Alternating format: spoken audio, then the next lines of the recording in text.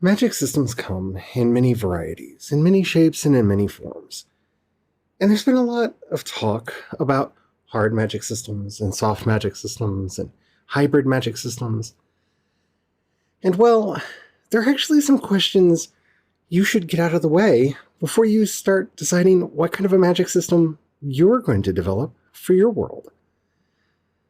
Because you need to know why there's magic before you can get started. So let's talk about that on today's episode of Project Shadow. Can you hear me? I have something to say.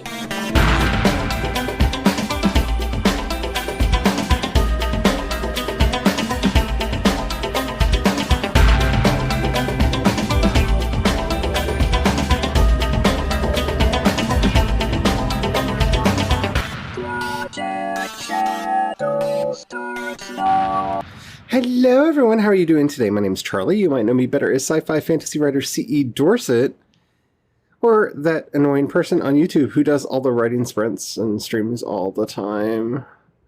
Hi. Magic. Magic is one of those things that's really hard to talk about because it's hard to approach the topic and not talk about all the ways it's been talked about before, or talking about it just in so much depth and minutia that it turns everybody off. And I don't want to do either of those things. I do want to start off with just a request to all the writers out there, unless it is important to your story, unless it factors into the plot in some way, shape, or form. Please, can we stop with the magic is weird? Can we? Just please. I would be ever so grateful if we could actually just get rid of the trope of magic being weird. Because sometimes it matters, sometimes it works in the story, sometimes it's important for the plot, and if for your story and your world it's important, do it. I'm not here to police your content. I'm just here to say that as a fan of various fantastic forms of literature, I'm tired. I'm so tired of the idea that magic is weird. And I don't mean that your magic has to be boring or that your magic has to be normal. What I'm talking about is that whole idea of, oh my gosh, magic. Like, oh my, magic. And okay, there is a place for that. And I'm not going to say that there isn't. But if you're writing in a magical society where everybody practices magic, legacies, then people having this innate response to, oh my gosh, magic is so weird, really doesn't make sense because everybody has some kind of magic in some way, shape, or form. And so they wouldn't be having that response. That's an audience insert response that you're putting into the world that doesn't fit comfortably in the story that you're telling. So maybe don't do that. And it's just a personal taste on my part. This isn't a hard and fast rule. It's hard to take magic seriously when everybody in the story doesn't take it seriously. And if that's, again, the point of your story, go for it. Have fun. Run with it. But if you're living in a magical world, in a magical society where everybody has access to magic, or at least most of the characters that we are meeting have access to magic, it's fine to have an insert character that is new to everything. That's fine, that's wonderful, and it can help you add a sense of wonder and whimsy to the setting because they're seeing everything with fresh eyes. Nothing wrong with it. I'm just saying, I'm tired of stories that are all about how weird magic is. I'm also tired of stories that are like, there's either magic or there's science and there can't be both. Because alchemy. Alchemy is both. Alchemy properly instituted into a story should be as complex as any science. So please, maybe don't do that either. It's up to you though. I'm not here to judge. I'm just here to request, to put my own desires out into the world. But now that I've kind of unburdened myself and gotten that off my chest, let's talk about some questions you should ask before you create your magic system. The first and most important question you should be asking before you create a magic system, before you decide that there are wizards and witches and all kinds of magical things in your setting, is why? Why? Because this goes back to what I said in the last segment. I am tired of reading stories where magic is like this weird add-on that like, it has to be here because it's a fantasy story and it's not fantasy without magic. No, that's absolutely not true. That is absolutely not true. You can have a fantasy story without magic. That's perfectly all right. Magic does not fantasy make, though a lot of us fans of fantasy like having magic in our stories. And I like writing it in my stories. But you need to ask yourself, why? Why am I taking the time to add this to the setting? Why should this be in the story? Why should I take the time? Because if you can't answer that, you may be writing a fantasy story without magic. You might be. Because again, magic does not fantasy make. I mean, you look at the prototype of all fantasy literature, and that's the Lord of the Rings, right? Tolkien did not include very much magic in those stories. There's a little bit here, there, and yonder, but you could excuse that away with any kinds of whatever you wanted to and have that story completely fine without magic. And there's, with the exception of, and I'm sorry if I have to say spoilers for Lord of the Rings, but it's Lord of the Rings. With the exception of Gandalf coming back to life, which he doesn't. He just gets a new body because he's not human and he never was, and that's not well explained either in the books or the movies. But other than that, everything else that takes place in the story doesn't really require magic for explanations. The ring. Okay, fine, the ring. But you could do that entire thing and just have people obsessing over the ring as a symbol of power and tell a fairly similar story with people fighting their own demons. And I know that because I've basically read versions of The Lord of the Rings like that, and I know that it can be done. And so ask yourself, why do you want magic? What is it? What interests you in magic? Because too many writers don't ask themselves that one simple question. And if you don't have an answer to that, you're going to find it hard to figure out how to put it into your stories. Why am I doing spellcasting and not something else? Why not do something more akin to bending? Why not? It's not spellcasting in any way, shape, or form. But it is magic. What do you want the magic to be like? And why do you want it to be there? Is it there for narrative convenience? Is it there because it's a prerequisite? Because if it's either of those things, unless you're writing a story that absolutely 100% has to have magic in it, you probably don't want to be writing a story that has magic in it. I'm just saying. So why? My personal favorite reason for using magic in my own stories is I can use the magic for two things. One, to add excitement and interest. I think that it is a wonderful special effect to give the characters. They could, in most of my stories, just be martial artists and the stories would work just fine.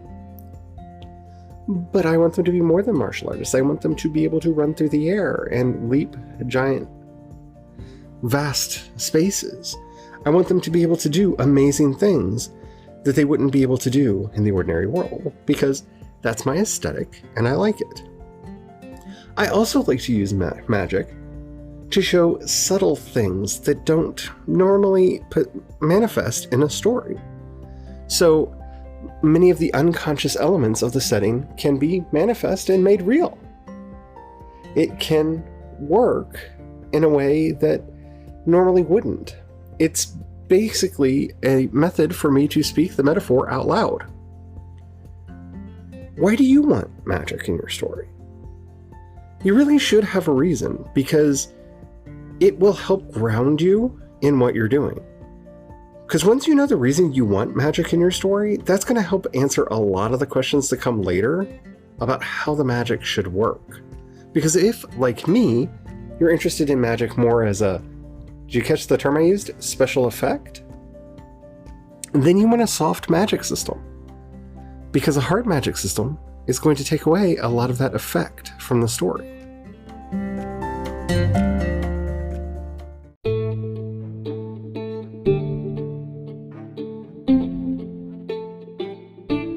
The next question that you need to ask is, what are you going to be calling your magic users? Now, you may be like, Charlie, that's getting the horse before the cart before the horse. And it's not. That's why I couldn't even say the metaphor correctly. Because this will tell you so much about the kind of world that you're wanting to build. If they're magicians, that's probably because you want the magic to be more charm-based and maybe more illusionary, because you're thinking about magicians rather than wizards. Are they wizards? Do they cast spells? If they're witches, are they going to be brewing potions? Or why are you specifically thinking witches? Are they shamans? Are they calling on the spirits of their ancestors? Are they martial artists who are developing their core powers so that they can compete and stand in various feats of strength? It's not easy to develop a magic system. I've developed quite a few over the years for various projects that I've worked on. And you eventually get to a point where you find yourself needing to answer this question. And I'll be quite honest, you should answer it first. What are they? If you're calling them healers, ask yourself the question, is there any other kind of magic, or is it just healing magic? Are you calling them divines or monks or druids? Oh, so is there magic aside from a deity? This question will help give you so many answers to questions that will come later on. Whatever comes to mind, do it really quickly. Stop thinking about it. Stop thinking about it. Blah, blah, blah, blah, blah, blah, blah. What is your magic user called? What came into your mind? What was the first thing that came into your mind? Because that will give you a hint at what you're actually wanting to create. Everything has a meaning. And I'm not telling you to go and look up the meaning on dictionary.com or Merriam-Webster or any of those. What does that mean to you? When I say that many, not all, but most of my magic users are martial artists, that may have brought up images of Dragon Ball Z for you, or any of the countless wuxia movies that are out there. It may have brought up Avatar: The Last Airbender.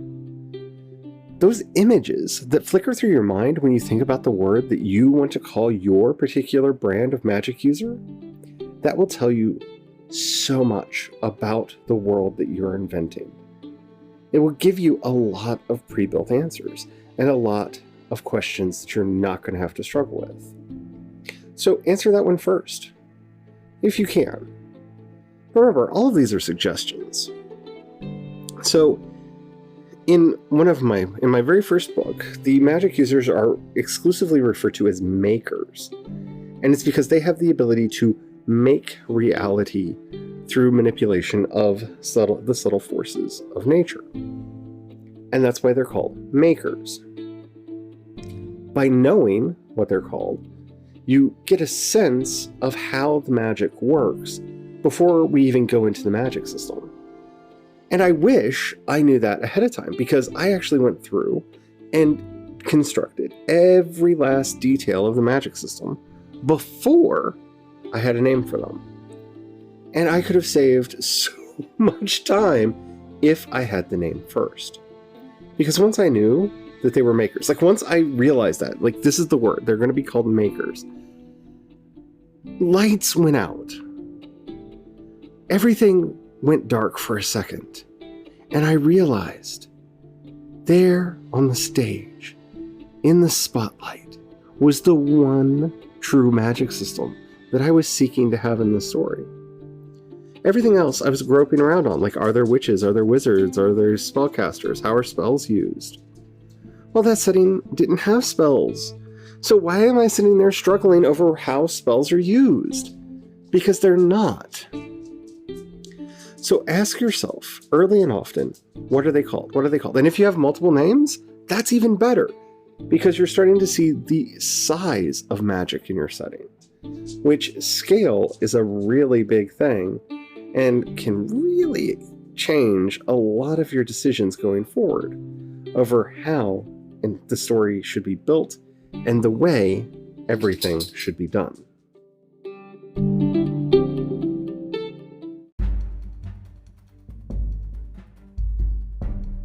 What is the scale of your magic system? Not like hard and soft. We're not there yet. We're not there yet. What is the scale of it? Is magic only used for really big things? Is magic only used for really simple things? Or does it run the gamut from the small to the profound?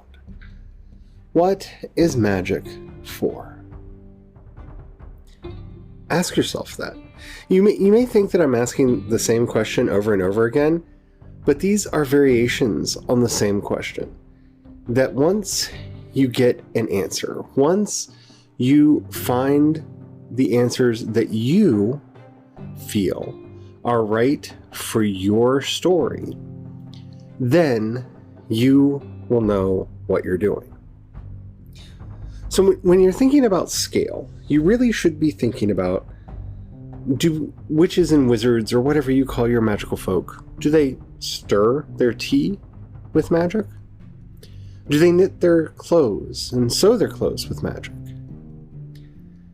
Are they required to give great costly things to achieve magic? And I know, you may be thinking these are hard magic questions that need to be answered later. They're not.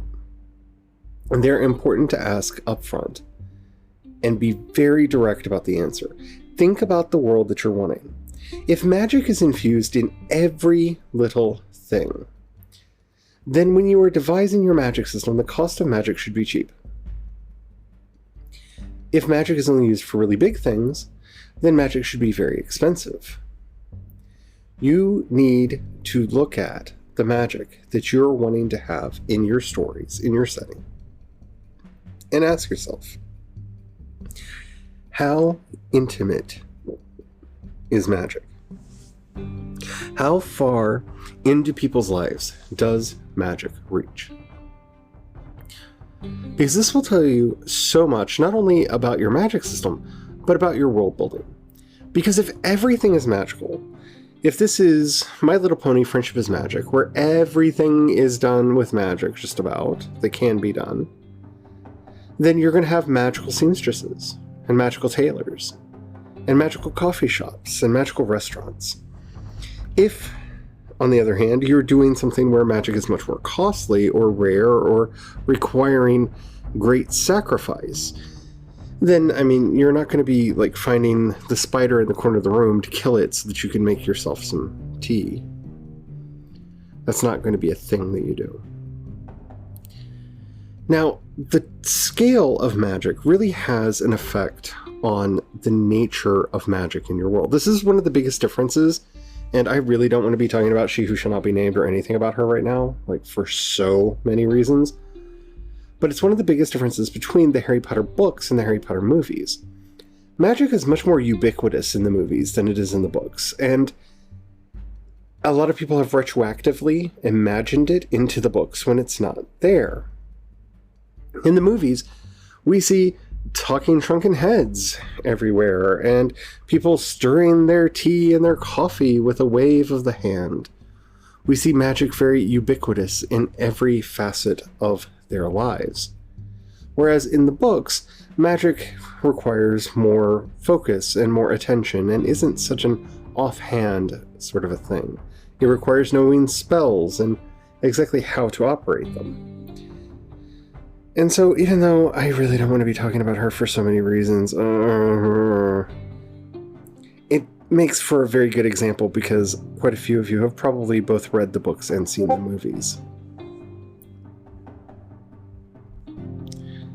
So, what are you doing? What is the scale? What are you trying to do? What are you trying to accomplish in your magic? What are you trying to get to in your stories?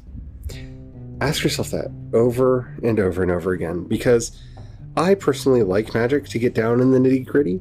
I like magic to get into the basics and have it affect everything. Other people don't like that. They want it to be much more distant. So ask yourself where you want to draw the line. And then we move forward to the similar but related question that follows.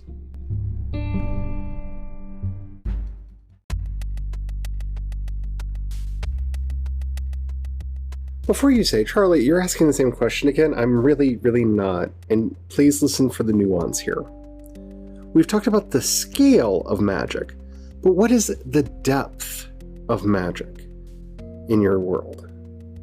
Now, this question only ever really gets answered when people are thinking about whether they're doing a hard or soft magic system, and yes, the answer to it can be very helpful to determining whether or not you want a hard or soft magic system.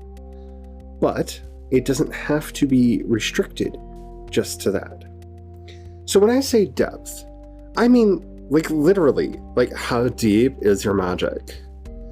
Because you can have very light magic, like in the books of She Who Shall Not Be Named, where, yeah, there's stuff to know and whatnot, but it really doesn't have any philosophical underpinnings that affect how people use it, to the magic in, say, Avatar: The Last Airbender, where the depth is so profound that Zuko and Aang have to basically learn to let go of their fear so that they can master all of the arts of firebending and become a dragon. How deep is your magic? How much do people have to go into to make it work? How rigorous is the thought process involved? How philosophically based is it? Is it like earthbending, where you have to learn to make yourself solid? Where the earthbending doesn't work? Because think about it, Aang had a really hard time learning how to use earthbending because of the depth of the magic system, even though that's a soft magic system. We don't have a lot of hard and fast rules about how bending works. So these don't have to go hand in hand, and that's why I want you to ask yourself beforehand. Because you can have a very deep magic system without having to have a hard magic system. So when you're thinking about the question of depth, one, philosophical questions are very important. Because, say you're writing a divine magic story. If you're writing divine magic, then there needs to be a cost or a price for, upsetting your gods.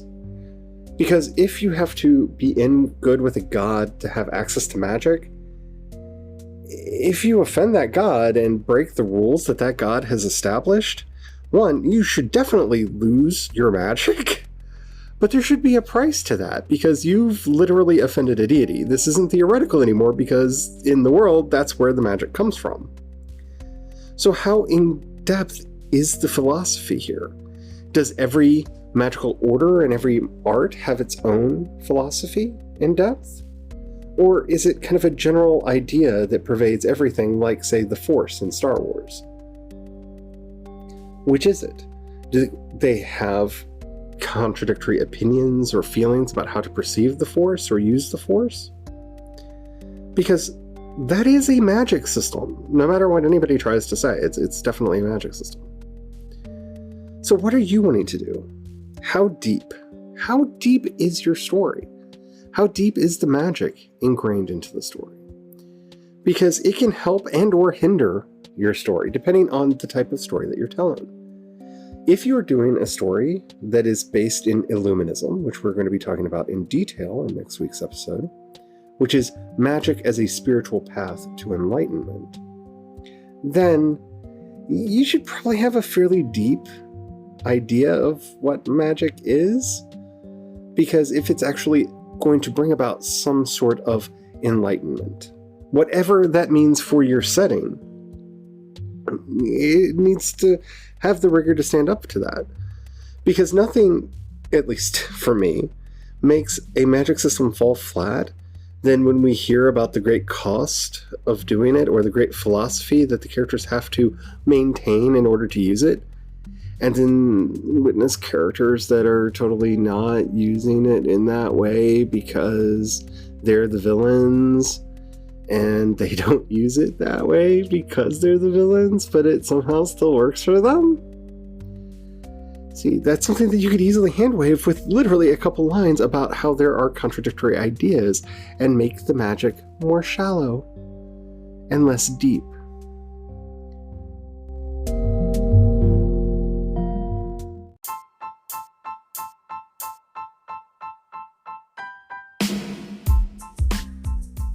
The whole point and purpose of today's episode is to get you to start asking yourself the hard questions before we get to the super hard questions about magic. Because if you don't have a foundation laid out before we get started, it's not going to get any easier. It really isn't. Because especially if you're developing a hard magic system, you are going to have to face the struggles that come with that. And so the more preparation you have before getting involved, before getting into it, the better prepared you are and will be to actually achieve your goals, aims, and ambitions.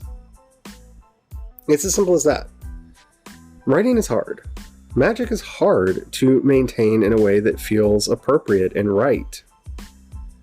But if you're not going to be worrying about that, then you want a shallow, soft magic system. Because this really is another layer, another couple spectrums that need to be put over things. Because hard to soft is glorious, and yes, the hybrid's in the middle, but there are these other questions of scale that very rarely get asked, and then, leave the story feeling a little hollow when they're not answered. Because whether or not you realize that you want answers to these questions, you want answers to these questions. So, what are your answers? Mine don't matter, because I'm not writing your story. What anybody else that you like doesn't matter, because they're not writing your story either. The whole point and purpose of this is to find your answers so that your story can work your way and grow into the world that it wants to be. Thank you so much for listening. I hope you enjoyed this episode. I've been having a lot of fun doing this. If you have any questions, comments, or topics you'd like to hear discussed on the show, down in the show notes, you'll find a link to the voice message system. Please keep it short. I think they limit you to 1 minute, and clean so I can use it on the show. I love answering your questions, and this entire series was actually sparked by some listener questions. So they're getting a lot more than they thought. Because I think they thought I was just going to do an episode and not just go on and on and on. But I'm going to go on and on and on because there's a lot to talk about. If you have $1 that you can pass my way, down in the same show notes, you'll find a link to listener support, my Patreon, and my Ko-fi account for one-time donations. Thank you to everybody who helps out. It really does mean the world to me. Ad revenue brings in some money, but not like a crazy amount. And if I'm going to be doing this full time and really bringing you the level of quality that I want to, it's not inexpensive or cheap. So thank you so much, everyone who does that. You mean the world to me. Especially you, Kat. You know who you are. You're amazing. Go check out Kat Leo on everything. Kat Leo Writing. She is amazing. Alrighty. If you don't have any money right now, or you don't feel like giving, that's perfectly alright. That's perfectly fine. But if you know anybody that you think might like anything that I do, please share it with them. That really would mean the world to me. Alrighty. Thank you so much for listening. And hopefully one day we won't have to do this part, but, say it along with me, shall we? Black lives matter. Black trans lives matter. Trans identities are valid. Especially now, we really need to be saying all three of these things loudly and proudly until the powers that be actually listen and change things for the better. Until next time, may you have the courage to ride your dreams into reality. And don't forget to have the fun. Bye.